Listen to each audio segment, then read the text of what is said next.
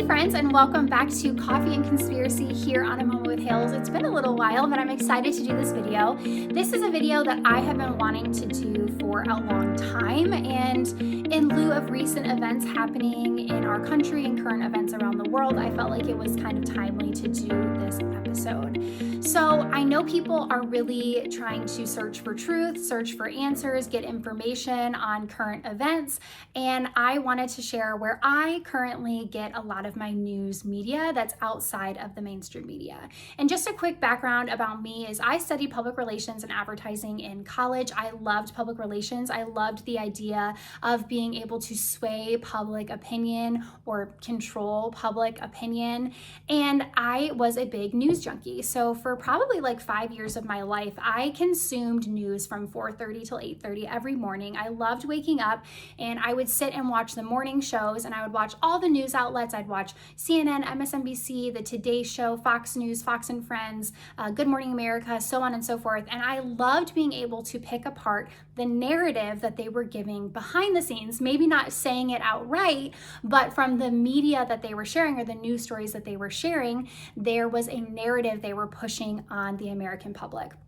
So I love to compare and contrast how maybe one more liberal news station might report a story, and then a conservative news station reports that same story, both leaving out certain pieces because it wouldn't support the narrative that they were pushing. So as I started really delving into media and propaganda, I realized a lot of nefarious things were kind of at the beginning of public relations, which I did not realize. So I did do an episode called Bacon and Eggs in regards to propaganda and Edward Bernays and his connection to Sigmund Freud. If you want to go ahead and take a listen to that.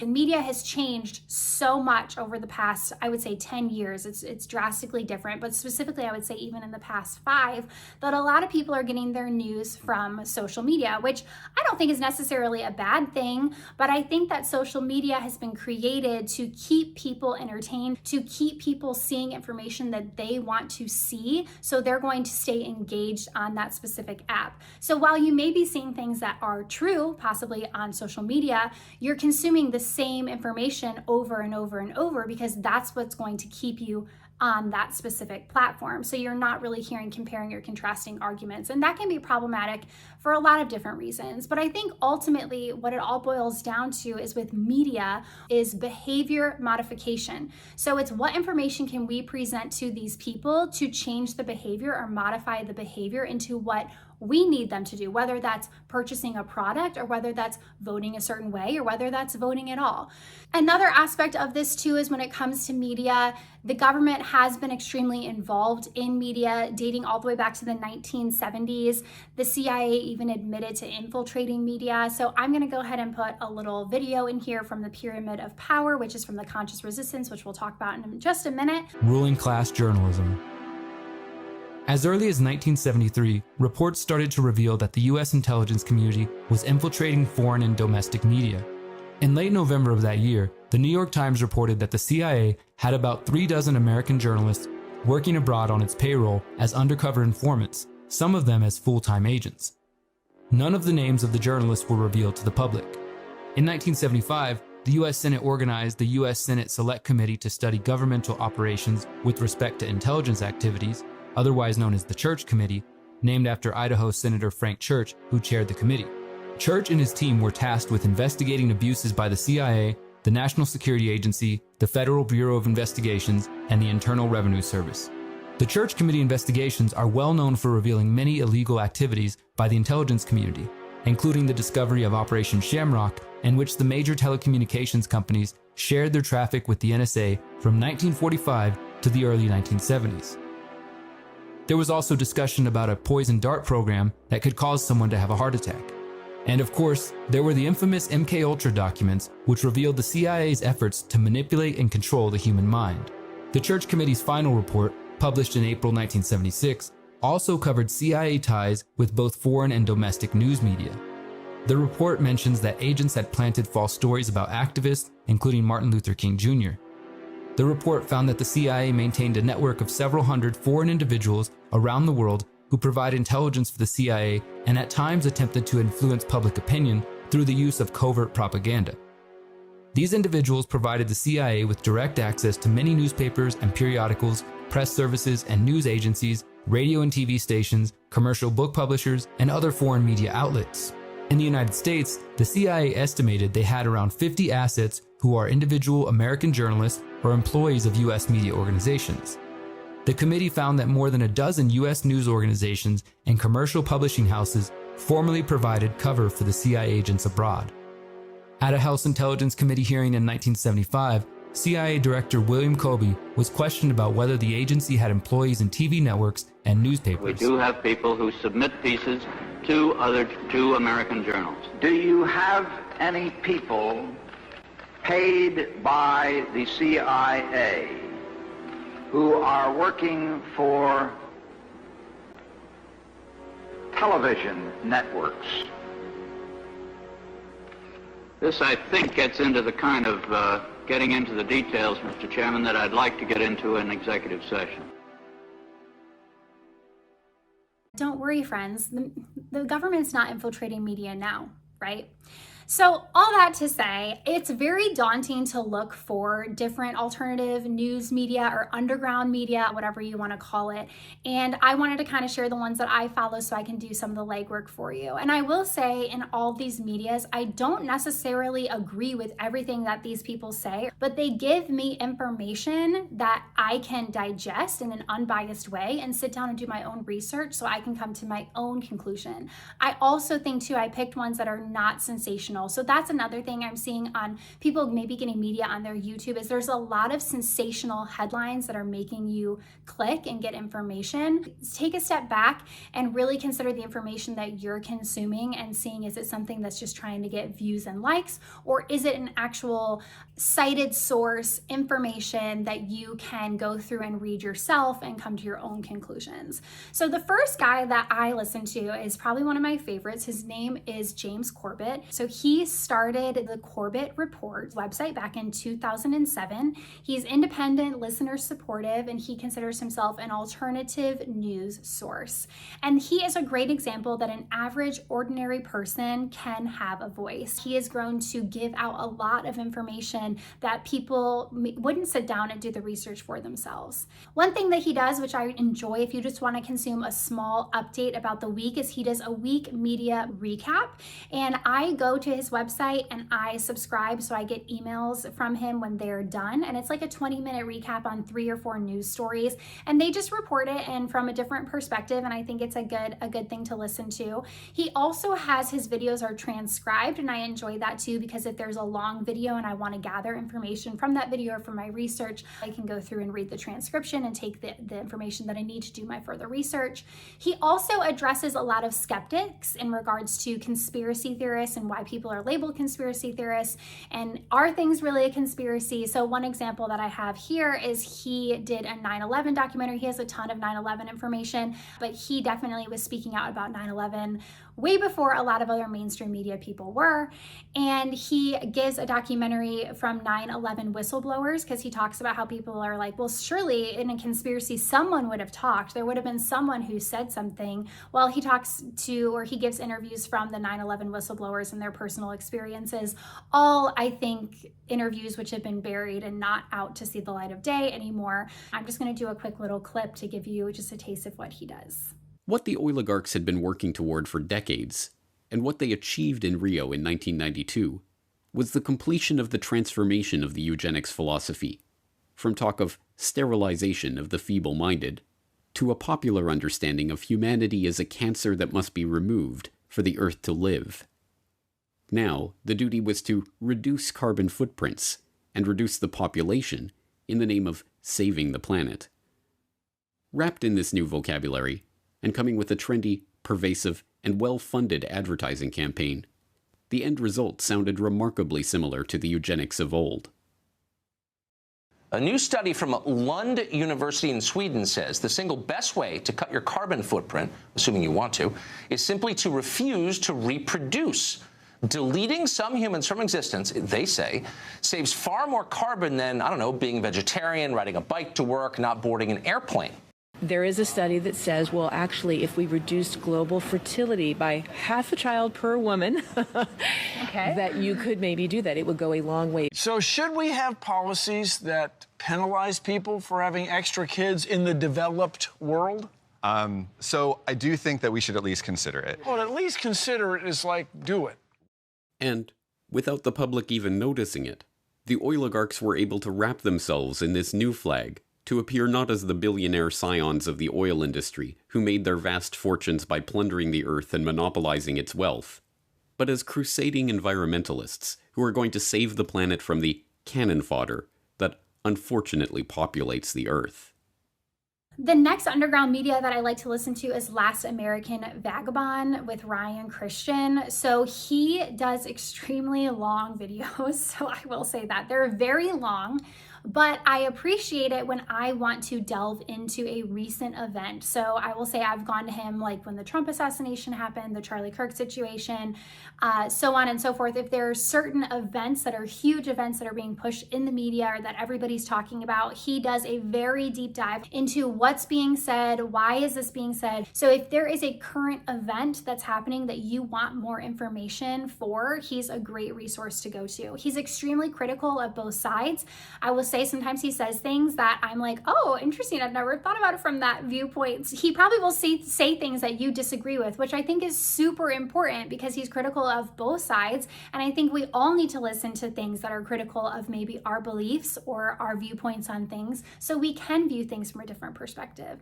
I also like that he provides links to all of his research, which is a lot of work to do, and I really appreciate that he does that. So I do go to him for current events, news, long-term content, interesting information, and kind of the nitty-gritty details. So I will go ahead and insert a quick little clip about something regarding he was covering the Charlie Kirk assassination here. DSA shirt wasn't real, just like him speaking at a DSA rally wasn't him. Now, I find that incredibly interesting. You know why? Because this was going around as well. Trump shirt, but it appears to be altered, like everything else going on today. So both sides are playing this game. It just kills me. And I think actually it's probably not even really both sides, but whoever's actually conducting this, if it is an operation. Hey, MAGA, Tyler Robinson, a Republican, killed Charlie Kirk. It says, will MAGA take responsibility? But here's Twitter, and it's not just Twitter. You can look for yourself. It does appear to be. It says this image has been digitally altered. There's another image with him wearing just a plain shirt, and they put that on there apparently. So what's interesting to me is so you have the right. If this and why would the right do this if it's so obvious? Faking him with a shirt that claims he's a Democrat, and then you've got the left faking him as being a Trump supporter. You know, it very clearly feels like we're going to get into a second, like we're being driven towards some kind of civil war or just some kind of chaos or division. And that could just as easily be your government. But the bottom line is that there's clearly something like moving for a moment beyond the story itself. Whatever you think happened, using whatever it is to drive in some pretty alarming things in this country.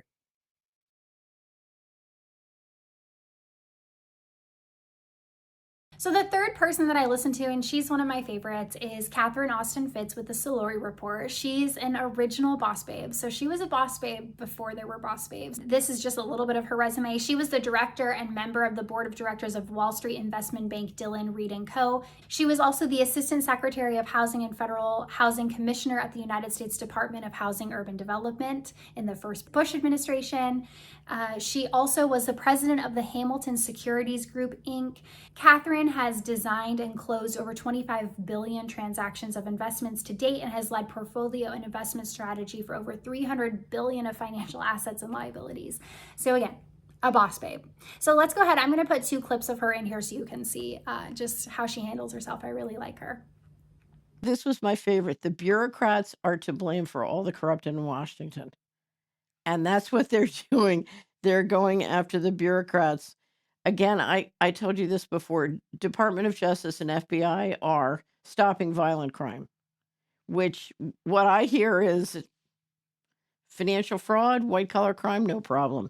So when you say stop it, what you mean is the White House or the FBI law enforcement has said our priority is on violent crime. And what they're leaving out is that what you're reading into it is it's open season on white collar crime and fraud. Right. So the bad stuff we're going to stop is we're going to tighten the borders. We're going to throw the violent immigrants out, and DOJ and FBI are going to be tough on violent crime. Silence on everything else. Breakaway civilization was a term made famous by Richard Dolan, and it simply described a decision to create a parallel system. First it started with the black budget, but it grew, call it the national security state, but to build a civilization that literally was separate and not subject to the laws of the existing ones. So if I'm running a company and I want to bring up new systems, I'll bring up the new systems while I'm running the old, and I'll run them in parallel, and I'll move things over slowly, and then at some point I bring the current thing down. And to me, that's what the financial coup was. You're moving the money out of one system and putting it in another. So in theory, 21 trillion is enough at a 5%, interest rate to basically finance a private government, if you will. Catherine also has the phrase, if you can face it, God can fix it. And I appreciate that because she talks a lot about corruption in our country, and her viewpoint is so different than anything I could ever get a clip into, because she has the banker's perspective. She has an investment firm perspective. She also has a government perspective. When I can glean from what she has experienced, I definitely can gain a different perspective, like from a banker, that I would never be able to understand on my own or gain that perspective. She also talks about family wealth and how the family unit is the best way to really work against the corruption. The reason that I have ever put money in precious metals versus enterprise is if you've ever had your enterprises destroyed by the rackets, you can't protect an enterprise against a racket. And the rackets are on the loose. I don't know if it was you that said it, that the family is the oldest risk management tool. Yeah. Yeah. I think it's a great saying. That's why they want to destroy it. Yes. Because you cannot get a mother. A mother's not going to say, it's not price efficient to save my kid. Right. It's like to the death. Yes. Right. Yes. Right. So families are tough. Mm-hmm. They families beat rackets. So instead of depending on outside sources, how can you source your family to provide what you need?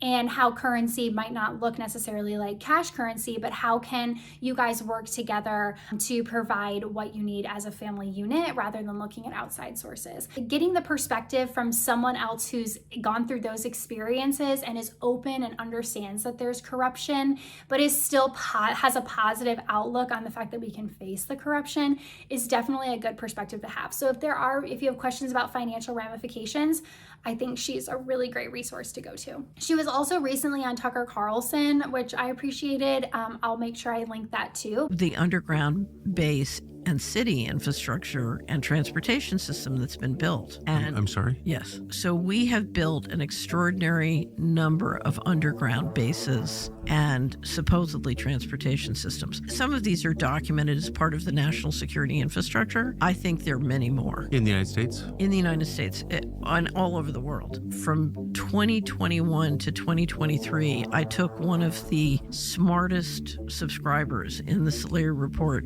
network, and he and I spent 2 years collecting all the data and all the allegations on underground bases. We systematically went through and tried to estimate our guess, this is totally a guess, of how many underground bases, both underground in the United States, but also underground under the ocean around the United States. And our estimate was 170 with a transportation network connecting them. And what would be the purpose? If you thought you were going to get a near extinction event, but you could just Google Catherine Austin Fitts, Tucker Carlson. That was a really good interview. The fourth place I like to go for media news, and specifically in regards to technocracy or technology, is Patrick Wood. So he was one of the originals, if not the original person calling out technocracy. And I do have a technocracy loading series on my playlist if you want to check that out if you don't know what technocracy is. And a lot of my research does come from him. And he does have a boot camp available if you want to learn more about technocracy. I haven't taken it yet, but what I really appreciate is he is not sensational about technology or technocracy. Like, he's not over the top about it. He's very factual, very even keeled, and he definitely exposes how technocracy is coming for us and how things like digital IDs can be problematic. And he makes it very practical, because I feel like we hear some of these ideas and we're like, well, how could that be a bad thing? Or why would that be a bad thing? It's just technology. It's just developing. It's just a new way of life.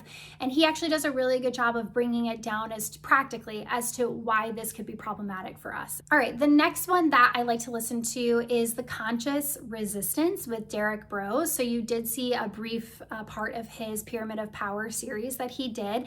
He has great documentaries. I also appreciate that he practiced what he preaches. So the best way I can say this is, once you wake up, if you will, and you can get a little bit overwhelmed with what are we supposed to do to try to opt out of this matrix system?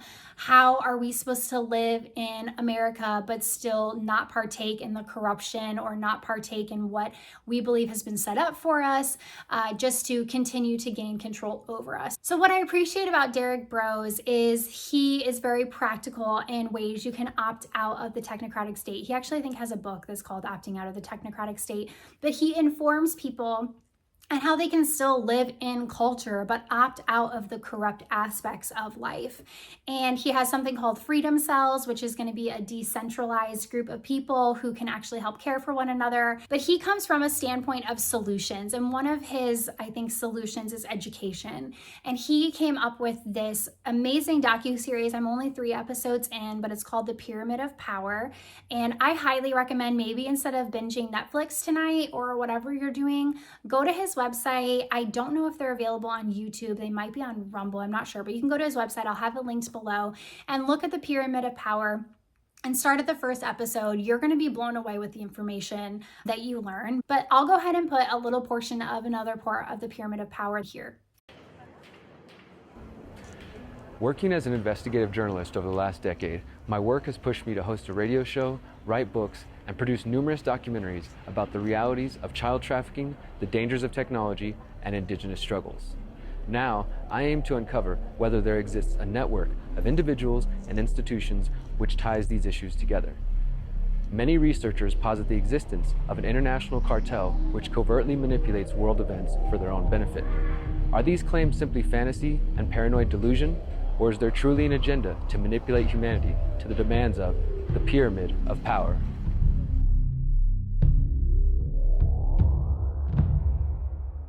And lastly, I'm going to talk about one of my favorites, Really Graceful. So she is on YouTube, but she actually wrote a book, which I have it as well. She does a really good job on just condensing current events from a different perspective. If you're looking for just a snippet of information just from a different perspective from maybe what you're hearing on the mainstream media, she's a good place to start. Again, her videos are shorter, but definitely are thought-provoking. And then from there, usually I'll delve into a little more research with some of these other underground media outlets that I follow. And I'll go ahead and give a quick snippet of one of her videos here.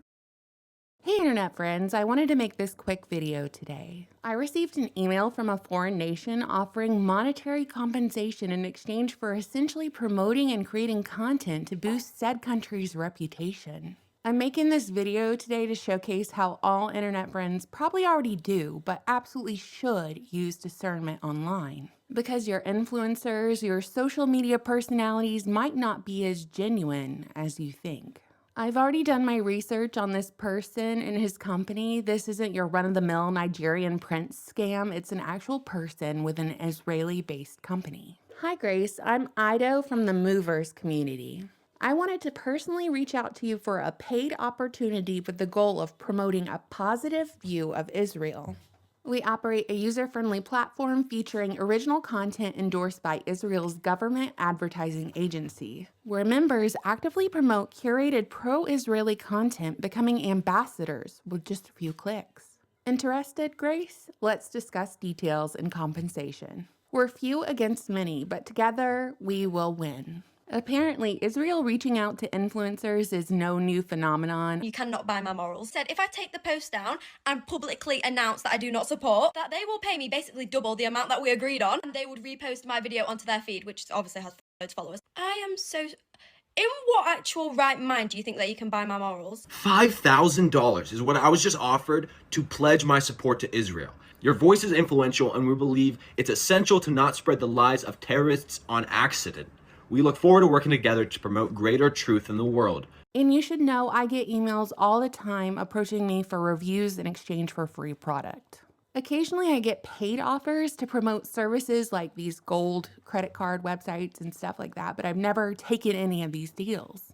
So this Israeli company should have really done their research before emailing some random broad with a social media following. So the last thing I'm going to do is give 3 different tips. If you're considering underground media and you feel overwhelmed, definitely start with looking at these websites, but 3 things. So 1, look at alternatives to YouTube. There's a lot of different alternatives out there. There is Rumble, which I'm not going to go on a rant about Rumble. I don't love Rumble anymore, but Rumble at one point I feel like did a lot, but you can still look at Rumble. There's also Odyssey, which I'm looking into. Definitely, I think they're more open to information on Odyssey. There's also BitChute, which I have not been on, but BitChute is another one you could look at to consume information on that might not be available on YouTube or not be algorithmically suppressed. That might be suppressed on YouTube.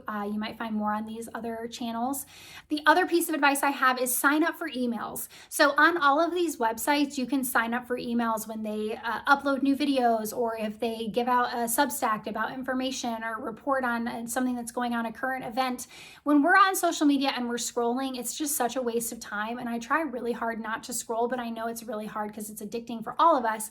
But I do like just getting emails of updates because I can just click on the email, go directly to where I need to go, consume what I need to consume, and move on with my day. So if you're someone who's finding yourself scrolling as you're looking for news media on social media, maybe consider signing up for emails so you can stay directly where you need to be and focused and not get lost in the weeds on social media. The last piece of advice I'm going to give actually comes from James Corbett. I learned from him. It's a website called the Wayback Machine. If you're someone who's using Google or DuckDuckGo, I understand that's what we have, but the Wayback Machine has a ton more information on it, and it has just so much information. So if you are considering doing research or want to do research on different topics, I just consider going to the Wayback Machine. It's an internet archive, and it's a great resource to use opposed to Google or DuckDuckGo. Well, friends, I don't know if this episode is going to make you consider getting a tinfoil bow or not, but I do hope this helps you if you are someone who's trying to consume some new media or underground media. And I hope you do take a moment to research maybe 1 or 2 of these people, and maybe you'll be surprised at how much you enjoy their commentary and their information, and listening to something that maybe you don't agree with 100%, but challenges your perspective, makes you think, it makes you delve in, roll up your sleeves, and do your own research. Well, thanks for watching, friends. Until next time. Cheers.